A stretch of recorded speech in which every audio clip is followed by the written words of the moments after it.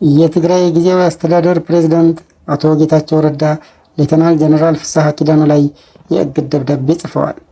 የእግድ ደብዳቤው ዘላቂና ጥቅማጥቅም እስከ ማስቀረት የዘለቀ እንደሆነ በጻፉት ደብዳቤ ለሚመለከታቸው አካላት በግልባጭ አስታውቀዋል። ፕሬዝዳንቱ ትናንት በ3 ከፍተኛ የሰራዊት አመራሮች ላይ ጊዜያዊ የእግድ ደብዳቤ መጻፋቸው ይታወሳል። ዛሬ ኃላፊነታቸውን በአግባቡ አልተወጡም ያሏቸውን የሰላምና ጸጥታ ቢሮ ኃላፊ ላይ ሙሉ የእግድ ደብዳቤ ጽፈዋል።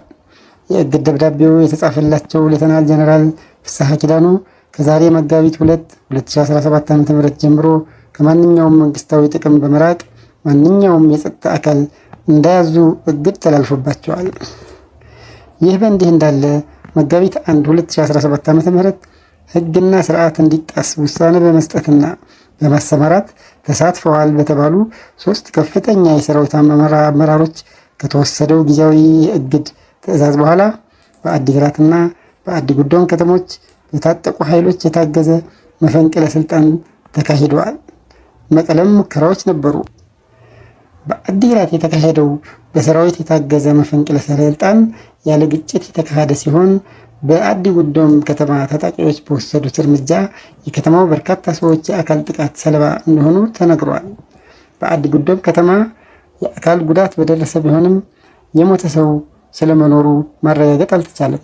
አንዳንድ መረጃዎች የአዲጉዶም ከንቲባ የሚገኙባቸው 9 ሰዎች ላይ የአካል ጉዳት መድረሱ ቢያመለክቱም ከሚመለከታቸው አካላት በኩል ማረጋገጫ ማግኘት አልተቻለም። የአዲግራት ከተማ አስተዳደር ዛሬ ምሽት ባወጣው መግለጫ የዶክተር ደብረጽዮን ገብረ ሚካኤል ህወሓት ባሰማራቸው የሰራዊት አባላት የከንቲባ ጽሕፈት ቤት በመስበር መፈንቅለ ስልጣን ተካሂዷል ብሏል። በጠመንጃ የሚጸና ስልጣን የለም በማለት ወጣቱ መብቱን ለማስከበር እንዲታገል አሳስበዋል። የመቀለ ቤተሰብ ከታማኝ ምንጮች የደረሱት መረጃ እንደሚያመለክቱት በመቀለ በአዲጉዶም እና በአዲግራት ከተሞች የሰራዊት ጣልቃ ገብነት እንዲቆም የዶክተር ደብረጽዮን የሚመሩት የህወሓት ቡድን የሚኮንኑ ሰላማዊ ሰልፎች ለማካሄድ ዝግጅት እየተደረገ ነው